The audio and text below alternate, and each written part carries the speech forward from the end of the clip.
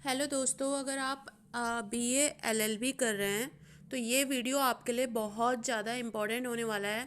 क्योंकि मैं आपको सारे कोर्स जितने भी आपके सब्जेक्ट हैं वो इसमें मैं आपको बताने वाली हूँ। और ये बीए एलएलबी 5 साल वालों के लिए जो 12वीं के बाद एलएलबी करते हैं। और ये पार्टिकुलर चौधरी चरण सिंह यूनिवर्सिटी मेरठ का सिलेबस है। सेमेस्टर वाइज एग्ज़ाम होते हैं, एक साल में 2 सेमेस्टर होते हैं। ठीक है, तो चलिए अब बात कर लेते हैं आपके सब्जेक्ट्स की। टोटल एक सेमेस्टर आपका 500 मार्क्स का होता है। तो सेमेस्टर नंबर 1 में आपका आएगा पहला पेपर जनरल इंग्लिश का। आप नोट डाउन कर सकते हैं या स्क्रीनशॉट ले सकते हैं। पहला पेपर होगा जनरल इंग्लिश 1 का, ठीक है। और 100 नंबर का आपका पेपर होगा। और दूसरा पेपर आपका होगा सोशोलॉजी 1, समाजशास्त्र का। तीसरा पेपर होगा आपका पॉलिटिकल साइंस, राजनीतिक विज्ञान, पॉलिटिकल थ्योरी होगी इसमें। चौथा पेपर होगा आपका इकोनॉमिक्स का 1, इकोनॉमिक्स 1। और आपका पांचवा पेपर होगा इंडियन हिस्ट्री, ठीक है। तो इसमें आपको सेमेस्टर नंबर 1 आपका क्लियर हो गया। अब सेमेस्टर नंबर 2 की तरफ बढ़ते हैं। 500 मार्क्स का है टोटल। पहला पेपर होगा आपका general English 2, English language and legal writing इसमें ऐड कर दिया है। दूसरा पेपर आपका होगा सोशोलॉजी 2। सोशोलॉजी 2 में आप वही समाजशास्त्र के बारे में पढ़ेंगे, थोड़ा एडवांस। तीसरा आपका पॉलिटिकल साइंस 2, इंटरनेशनल रिलेशंस यानी अंतर्राष्ट्रीय संबंधों के बारे में आप पढ़ेंगे इसमें। चौथा पेपर होगा आपका इकोनॉमिक्स का 2, economic problem and politics in India, ठीक है। और आपका पांचवा पेपर होगा law of torts and consumer protection, उपभोक्ताओं की जागरूकता का जो कानून है उसके बारे में आप इसमें पढ़ेंगे। चलिए बढ़ते हैं नेक्स्ट की तरफ। सॉरी, आपका जो तीसरा होगा, एक मिनट। तीसरा आपके सेमेस्टर में पहला पेपर होगा आपका जनरल इंग्लिश का 3, कम्युनिकेशन स्किल इसमें ऐड कर दिया गया है। दूसरा आपका ऑप्शनल पेपर है, इनमें से आपको कोई चूज़ करना है, दोनों में से एक। हिंदी भाषा और साहित्य या फिर लॉ एंड मीडिया 1, ठीक है। तो इसमें आपको दोनों में से एक चूज़ करना है। सब्जेक्ट आपकी चॉइस के ऊपर डिपेंड करता है। तीसरा है पॉलिटिकल साइंस 3, पब्लिक एडमिनिस्ट्रेशन, ठीक है। और चौथा पेपर है आपका कॉन्ट्रैक्ट 1, संविदा 1, जनरल प्रिंसिपल ऑफ कॉन्ट्रैक्ट, सामान्य सिद्धांत संविदा के। पांचवा है आपका Indian legal and constitutional history. अब पढ़ते हैं हम नेक्स्ट सेमेस्टर की तरफ। चौथे सेमेस्टर में आपका पहला paper general English 4, optional paper में 2 दे रखे हैं आपको, हिंदी 2, विधिक संचार एंड हिंदी भाषा ज्ञान, या फिर लॉ एंड मीडिया 2। इन दोनों में से आपको एक चूज़ करना है। तीसरा पेपर है आपका political science 4, Indian government and polities. And आपका चौथा पेपर है Indian history 2, modern Indian history. और आपका पांचवा पेपर है लॉ ऑफ ह्यूमन राइट्स यानी कि मानव के अधिकार का कानून। आपका पांचवा सेमेस्टर देखिए, पहला पेपर आपका लॉ ऑफ क्राइम्स का, आईपीसी का, इंडियन पेनल कोड। दूसरा है आपका फैमिली लॉ का पहला पार्ट, हिंदू लॉ। तीसरा है constitutional law of India, nature of constitutional and fundamental rights, जिसमें आप मानव के मौलिक अधिकार के बारे में आप पढ़ेंगे। चौथा है आपका कॉन्ट्रैक्ट 2, संविदा 2, specific contract and law of partnership, ठीक है। और आपका पांचवा है ज्यूरिस्प्रूडेंस लीगल थ्योरी। ज्यूरिस्प्रूडेंस में आप विधि शास्त्र के बारे में आप पढ़ेंगे। नेक्स्ट आपका जो सेमेस्टर पड़ेगा वो होगा आपका 6 सेमेस्टर। पहला पेपर होगा आपका एनवायरमेंटल लॉ का, एनवायरमेंट के बारे में पढ़ेंगे। दूसरा होगा फैमिली लॉ का सेकंड पार्ट। पहला पार्ट में आपने हिंदू लॉ पढ़ा था, सेकंड पार्ट में आप मुस्लिम लॉ पढ़ेंगे। थर्ड पार्ट है आपका constitutional law of India 2, structure and working of the Indian constitution. चौथा पेपर है आपका पब्लिक इंटरनेशनल लॉ। पांचवा पेपर है आपका ज्यूरिस्प्रूडेंस 2। ज्यूरिस्प्रूडेंस आप 1 पढ़ चुके हैं ऑलरेडी, लेकिन इसमें आपको लीगल कंसेप्ट क्लियर हो जाएंगे। हिंदी में विधि शास्त्र कहते हैं इसे, ठीक है। तो आपका छठा सेमेस्टर ख़त्म हो गया। अब आप पहुँचिए 7th सेमेस्टर की तरफ। 500 मार्क्स का होगा। पहला पेपर होगा आपका लेबर एंड इंडस्ट्रियल लॉ, ठीक है, जिसमें श्रमिक के बारे में बताया गया होगा, लेबर यूनियन कानून, ट्रेड यूनियन वगैरह वगैरह। दूसरा पेपर होगा आपका कंपनी लॉ जैसे कि आप देखते हैं कंपनीज़ में किस तरीके से कंपनी बनाई जाती है, एक मेंबर या फिर उससे ज़्यादा मेंबर कंपनी को चलाते हैं, क्या एक मेंबर भी कंपनी खोल सकता है, ये सब आप इसमें पढ़ेंगे। तीसरा पेपर है आपका interpretation of states. Optional paper में आप चौथे में देखिए, आपको या तो insurance law and accident claims या फिर क्रिमिनोलॉजी एंड पेनोलॉजी, इनमें से आपको एक चूज़ करना है। यहाँ पे एक हेडिंग दे रखी है, student has to opt any one optional paper subject to availability of expert faculty in the college department among the following. आपके कॉलेज पर डिपेंड करता है कि वो कौन सा सब्जेक्ट पढ़ाना पसंद करते हैं या फिर अवेलेबिलिटी किस चीज़ की है फैकल्टी में, ठीक है। तो वो आपका कॉलेज आप देख लीजिए। आपका पांचवा पेपर होगा प्रोफेशनल एथिक्स का, accountancy of lawyers and bar bench relation practical training. इसमें कुछ प्रैक्टिकल ट्रेनिंग के बारे में बताएंगे आपको। आपकी फ़ाइल सबमिट होगी प्रोफेशनल एथिक्स के ऊपर, ठीक है। और नेक्स्ट की तरफ हम बढ़ते हैं।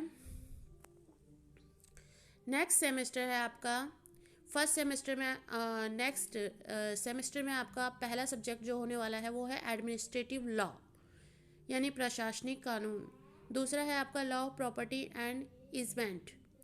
ऑप्शनल पेपर में तीसरे में आप देख लीजिए इंटेलेक्चुअल प्रॉपर्टी लॉ या फिर law relating to women and child. इन दोनों में से आपको जो इजी लगे वो आप चूज़ कर लेना।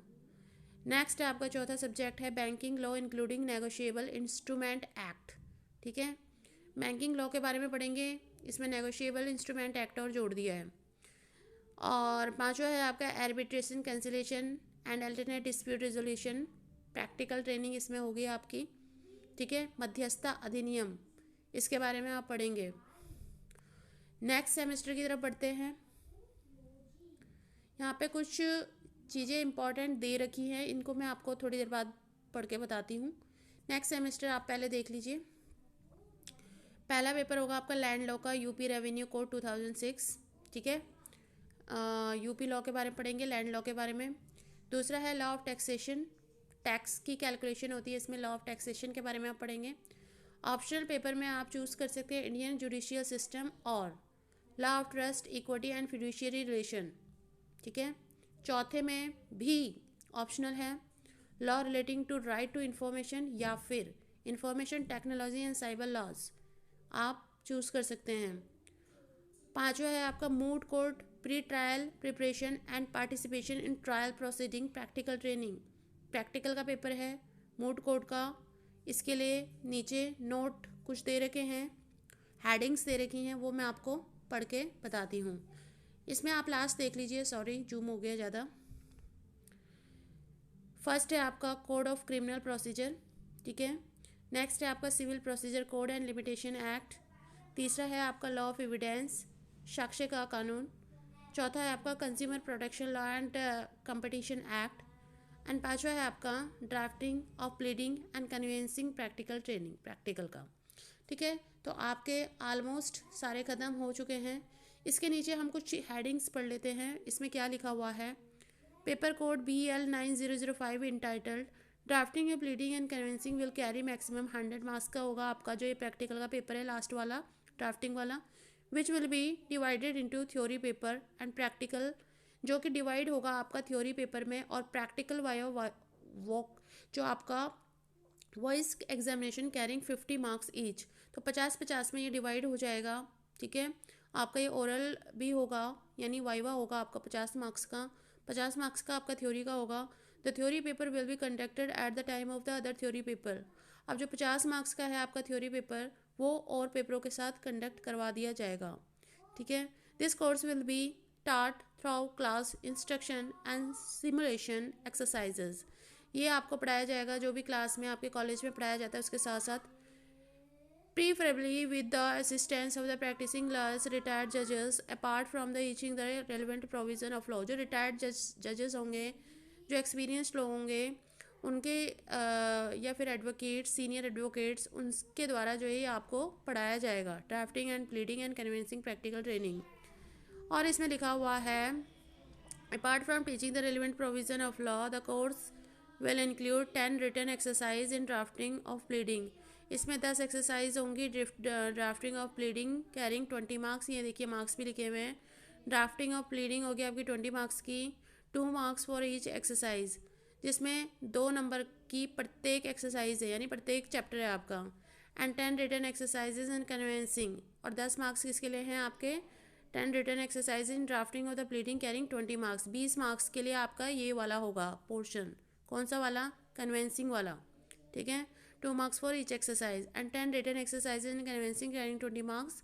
ऑलरेडी मैं पढ़ चुकी हूँ। Each student will maintain a sessional exercise book, आपको सेशनल एक्सरसाइज बुक मेंटेन करके रखनी है for the purpose and write down to the exercise pleading conveyancing during the regular classes. Regular class लेते हैं तो उसके लिए आपको ये चीज़ मेंटेन करके रखनी है। ये notebook it will be assist by the board of the practical, ये असिस्ट होगा किसके द्वारा? प्रैक्टिकल वाइज एग्जामिनर्स के द्वारा देखा जाएगा, निरीक्षण किया जाएगा। The viva voice will be of 10 marks, ठीक है। वाइवा वॉइस आपका कितने मार्क्स का होगा? 10 मार्क्स का। आई होप आपको समझ आ गया हो। इसमें देख लेते हैं, नीचे मैंने आपको बताया नहीं था, जो आपका पेपर कोड है BL9010, देख सकते हैं आप किस कोड के बारे में बात कर रही हूँ। लास्ट वाले के moot court pre trial preparation, 5वें पेपर के बारे में। तो इसमें लिखा हुआ है moot court the pre trial preparation and participation in trial proceeding practical training shall comprise of the following. नीचे नोट कीजिए इस सेक्शन में क्या लिखा हुआ है। Moot court the maximum marks of this paper will be 100। 100 नंबरों का अधिकतम इसकी जो मार्क्स होंगे 100 नंबर होंगे। Each student will do at least 2 mood codes, 2 mood code at least प्रत्येक स्टूडेंट को करना है in the semester with the 10 marks is, जिसका 10 मार्क्स का जो है सेमेस्टर होगा ईच प्रत्येक। The moot court work will be an assigned problem and will be evaluated for 5 marks. Moot court क्या काम करेगा? असाइंड प्रॉब्लम, यानी कि आपका जो 5 मार्क्स का मूड कोड इवोल्यूट यानी उसका मूल्यांकन किया जाएगा किस रूप में? 5 नंबरों के रूप में, ठीक है। For written submission to be recorded in sessional diary and 5 marks for oral advocacy, और 5 नंबर किसके लिए रख दिए जाएंगे? ओरल एडवोकेसी के लिए। आई होप आपको समझ में आ गया हो। इसको भी हम एक बार पढ़ लेते हैं। विच दे शैल, यहाँ से शुरू होगा। आई थिंक ये काफ़ी लंबा चौड़ा है, आपको खुद ही आपको जो है पॉज कर करके पढ़ना चाहिए ये, क्योंकि इसमें काफ़ी लंबी वीडियो बनती चली जा रही है। इसमें देख लीजिए, फिर भी मोटा मोटा मैं आपको बता देती हूँ। पेपर लास्ट का आपका देखिए इस वाले सेमेस्टर में। Professional ethics accountability of the lawyers and the bar bench relation practical training course will be start in the association with the participating lawyers retired जजेस। वही सेम चीज़ है जो मैंने आपको पहले बताई थी लास्ट में। Paper code and entitle arbitration, arbitration जो ये मध्यस्थता कानून है।